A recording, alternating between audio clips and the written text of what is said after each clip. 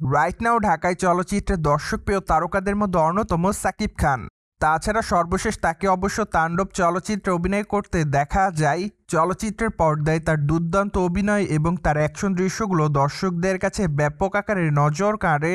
পাশাপাশি অবশ্য চলচ্চিত্রের পর্দায় তার এবং সাবিলা নূরের কেমিস্ট্রিও দর্শকদের কাছে বিশেষভাবে নজর কাড়ে, যার প্রেক্ষাপটে চলচ্চিত্রটি অবশ্য দর্শকদের কাছে নজর কাড়তে বাধ্য হয়। তাছাড়া আপনারা হয়তো সকলে জানেন যে চলচ্চিত্রটি ঈদুল আজহাকে কেন্দ্র করে গোটা বাংলাদেশে মুক্তি দেওয়া হয়, এমনকি বর্তমানে বিদেশের মাটিতেও চলচ্চিত্রটি চলছে বলে জানা যায়। অন্যদিকে মাত্র কয়েকটা দিন আগে ঢাকায় চলচ্চিত্রের তারকা সাকিব খান নতুন চলচ্চিত্রে যোগদান করেছে, কিন্তু দুঃখের বিষয় এই যে এখনই সেই চলচ্চিত্রের শুটিংয়ের কাজ শুরু করা হচ্ছে না। যেহেতু চলচ্চিত্রটি 2026 সালের ঈদুল ফিতরকে কেন্দ্র করে মুক্তি দেওয়া হবে, তাই তো বলাই বাহুল্য যে চলচ্চিত্রের শুটিংয়ের কাজটি শুরু হতে এখনও প্রায় অনেকটা সময় বাকি।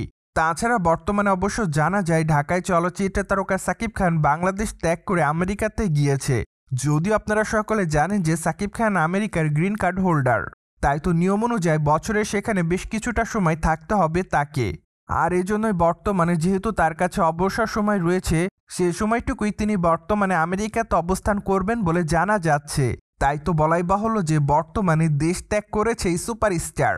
আর এই প্রেক্ষাপটে বর্তমানে অনুমান করা যাচ্ছে যে চলচ্চিত্রের শুটিংয়ের কাজ হয়তো অক্টোবর মাস থেকে শুরু হতে পারে।